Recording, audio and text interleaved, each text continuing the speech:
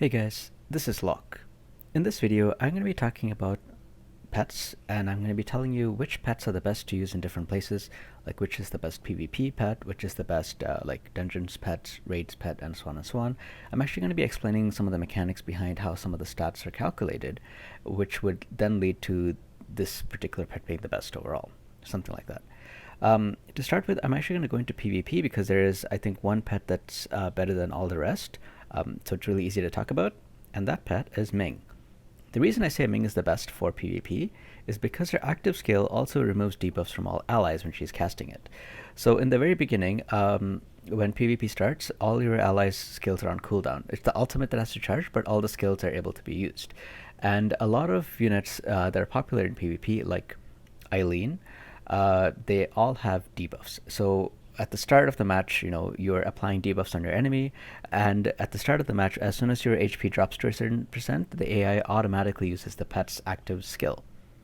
So in this case, if the AI uses Ming's skill, whatever debuffs that the enemies just applied and used all their skills on, they all get cleansed.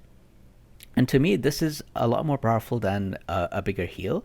Like Ming's heal is lower than the other heals because the other heals are usually about 30% plus something, whereas hers is 15% plus something. But usually the AI, it usually overheals anyway. It doesn't. Usually the heal that you get is more than, uh, you know, uh, is more than what you need. You only get damaged a little bit, and already the AI is using the skill. That's what I find most of the time, anyway. So I feel like the heal isn't as important as a secondary effect, and I feel like this removing debuff is better. I think it's even better than, like for example, Valder's skill, which gives you immunity for 2 turns. Oh, this is not Valder. Where is he? Yeah, here. The skill gives you immunity for 2 seconds. Usually these debuffs last for more than 2 seconds, so you might have immunity, but you'll probably not be able to do damage for that duration. And so again, I find that Ming is overall the best pet for PvP. So that's what I recommend. If you have other opinions, I mean, leave them down in the comments, and I will. I would love to hear from you and see what your thoughts are. Now, for PvE, first of all, there is different specific pets for certain PvP content. Like for example, if I look at Pasma, he is really really good for explorations. Because in field explorations, whenever you encounter a boss and you defeat that boss, you get a lot more gold than if you just kill the normal mobs. And also he's also good for exp, so he's an overall probably the best pet to use for field exploration. And that is as long as you can actually complete the field exploration. Like if you're having trouble because the boss does too much damage, or something like that, then he might not be the best. But if you're able to do whatever stage you're doing easily, then he's the best pet to use because the chance of encountering a boss is increased, and you also get additional experience for your units as well, helping them level up. You don't even only have to use them in field exploration. Even in other content where you're getting experience, you can use them. I know some people use that method to indefinitely get experience by staying in one spot and going auto. Like somebody else had done the guide on that before. So if you don't know what I'm talking about, let me know, and I will do another video explaining what I mean by that. But you do need to be able to AFK. Like you need an emulator or something like that to take advantage of it. But anyway, if you're doing something like that, if you're looking for more experience, Phasma is the unit to go for. And likewise, there are other units that are good in very specific contents. Like Remera is very good for upgrade dungeons. So for any of the dungeons like elixirs or soulstone or whatever, she's good for those contents because her last stat boost is only applicable for the upgrade dungeons, and usually this stat boost is higher than other stat boosts that are not specific to something.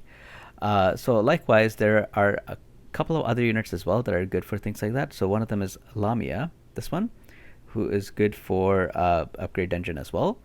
And there is Shane, who is good for the Celestial Tower because she gives a attack and defense boost for the Celestial Tower by 7%. Okay, so those are all the very specific things you can use for specific places. Now I'm going to talk about like overall what's best to use in different contents like raid, and they all actually depend on whoever you're fighting, that monster's stats. So, for example, suppose that you're dying a lot to some raid boss or something, right? And that thing is doing too much damage to you. What do you use? Do you use a defense up, or do you use a decreased damage? And I will give you examples of both. So something that has defense is Gelu, who increases your defense by 7%.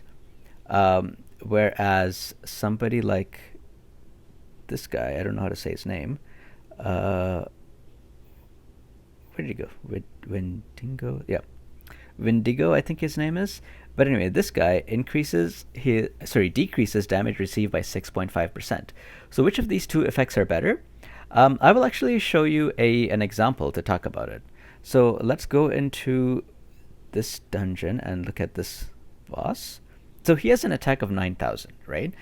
Typically, maybe you have a defense of between 1,000 and 2,000. Let's go to the high end and say you have a defense of 2,000. So if you have a defense of 2,000 and you want to increase your defense by 7%, that's an additional 140 damage. That's it. You're only saving 140 damage than you would take from this boss, and that's not a lot, right? So unless the attack of the boss is just higher than your defense, like if this attack was, say, like 2,500 and your defense was 2,000, then defense might actually be useful, because you're decreasing defense from like 500 to 400 something, right? And that's like a 20% reduction. So then it makes sense. But if the monster's attack is so much higher than your defense, increasing your defense doesn't really help. Whereas if you use Wendigo's special effect, where you decrease damage received by 6.5%, 6.5% of 9,000 attack is 1,300. Sorry, no, that's not it. 9,000 attack is about 585 damage. So 9,000 attack. Yeah, so this 9,000 attack will first, go through your defenses. So it'll be minus, say, 2,000, right? So it'll be 7,000 attack, and you're reducing the damage received by 6.5%. So overall, you're saving about 500 points of damage by using Wendigo instead of using somebody like the defense pet. The defense pet is... Who did I just say? I have to go and check, sorry. Gelu, yeah. So the defense pet Gelu. So in most cases, Wendigo is going to be better as a defense pet than Gelu. Simply because most of the time, the monsters have so much higher attack than you have defense. Like the differential is too big for the defense pet to really matter much. Someone else that you can use for defense, which is also pretty good, is actually Rudy. So let me just take a look there and tell you his effect. So I'm actually not going to talk about the red pets at all, because I think it's just too hard to get them, and most people can't really, get them. And if you luck out, you'll probably get one of them, and no matter where you use it, you'll probably use the one that you have anyway, so there's not really much point talking about it. But the blue pets, so Rudy, he increases block rate by 13%, and if you're already using the legendary Rudy, which increases block rate by a lot, and you have block rate gear, this might make sense to use, because block rate actually decreases the damage received by quite a bit. So if you already have a high block rate, then this might actually make sense to use instead of the decreased damage pet. But overall, if you want to increase your defenses, Wendigo is the best one to use, and Rudy is a close second. Now, if you don't have either of these, of course, you will have to use whatever you have. So if Gelu is all you have, then, that's what you have to use. But assuming you have, more than one blue pet and you're trying to decide which one to use, these are the ones that you should be using. Now, for attack, you have a few options to go for. You have Gambaro and Eileen, which both increase your attack by 7%. And then you have Cosette, which increases your damage. Oops, that's Ming. Where'd she go? Here she is. Oops, the next one. Cosette, who increases your damage by 13%.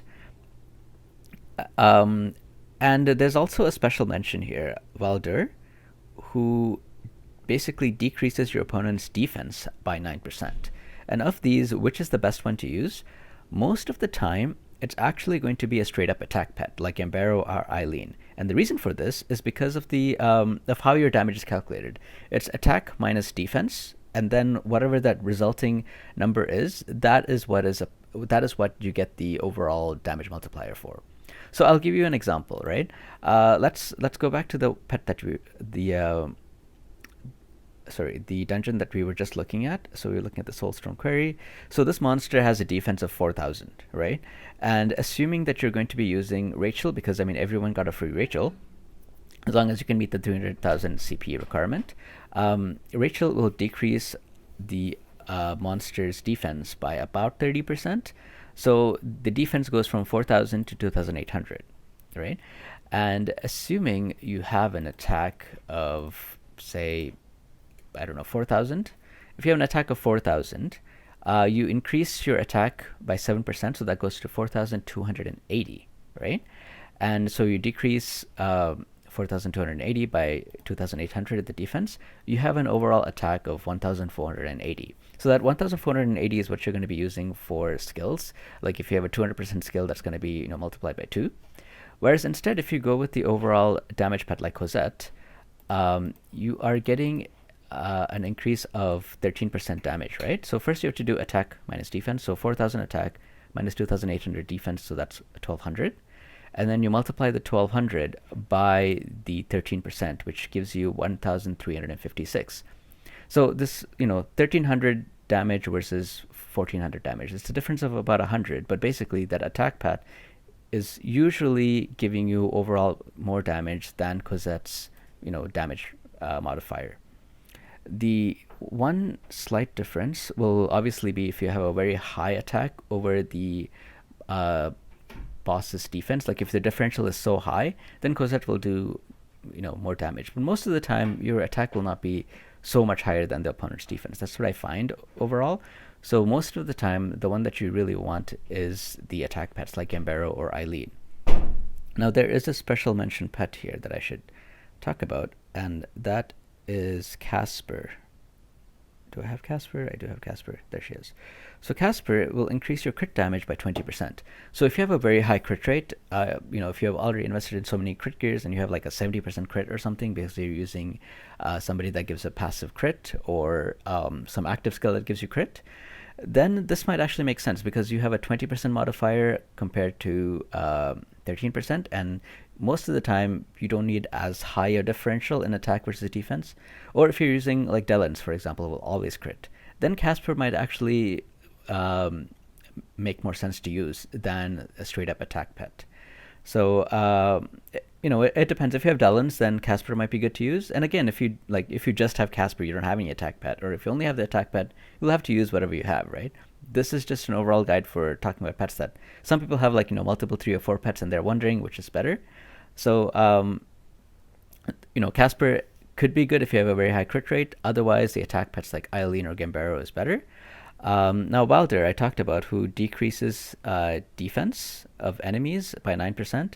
Usually I find that straight up increase in attack most of the time is better than decreasing defense. But if you have Wilder, then use him. And Wilder actually makes sense to use in raids because then you don't have to bring a suppression character sometimes. In some raids where the boss only uses the suppression skill once, then it makes sense to use Wilder, I think, because you can use his active skill, which gives you immunity for 2 seconds while he's using the suppression skill, so you don't take any damage. And there's also another pet that you can use as well, and this pet is the Steward, because he gives you immunity to damage for 3 seconds. And he also has a higher heal as well. I think he's like a blue plus, like a rare plus pet or something. So this guy might be okay to bring in raids as well.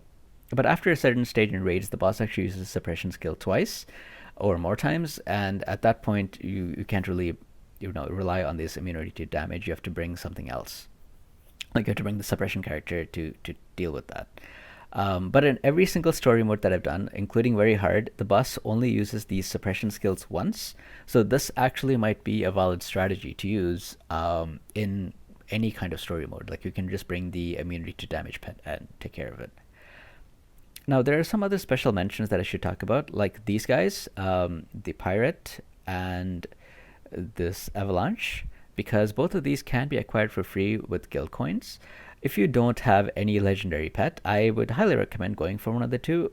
And I feel like for most scenarios, Pirate King is better because his active skill also gives you, you can revive an ally, and it gives you a shield of 15% for 10 seconds. And I feel like this is overall better.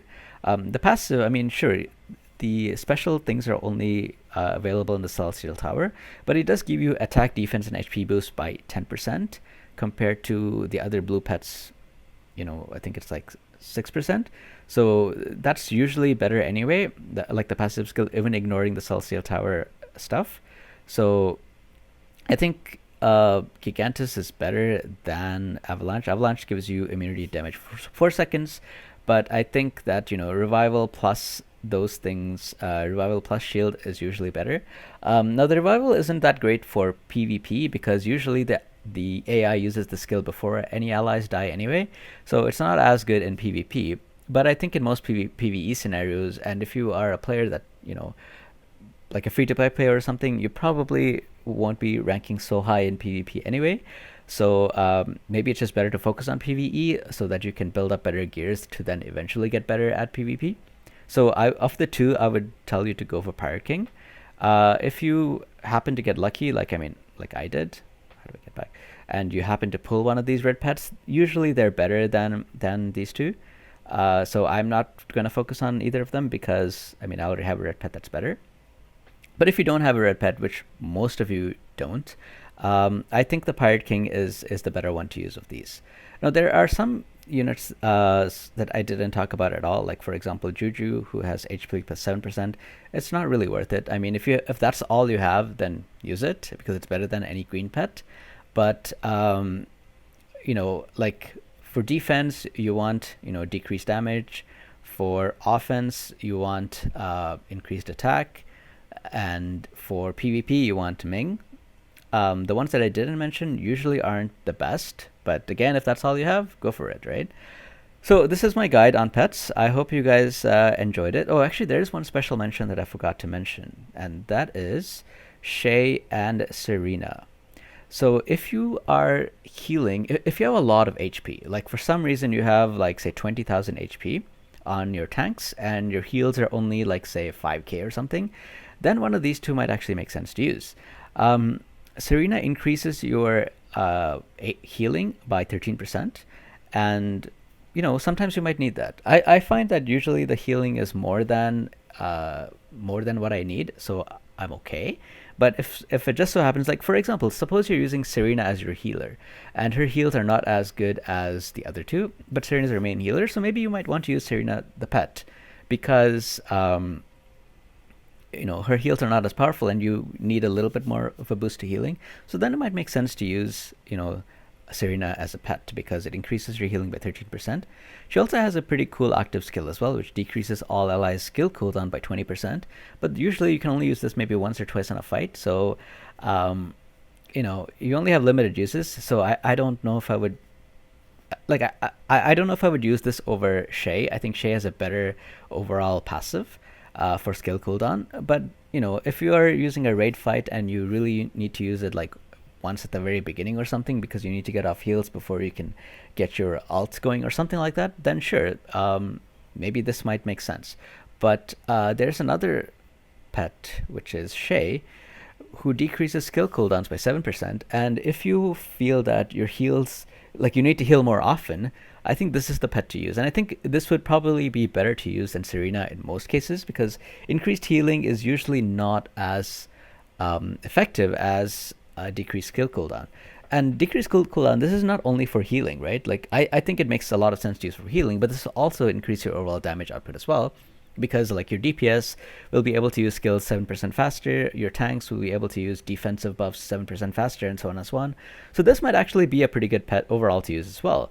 But like if your attack is just slightly over your defense, then you probably just want to, sorry, if your attack is slightly over the monster's defense, then you probably just want to increase your attack overall anyway, because even if you can do 7% more skill damage, sorry, if you, even if you can use your skill 7% faster, the damage differential is usually not offset by enough that it makes sense.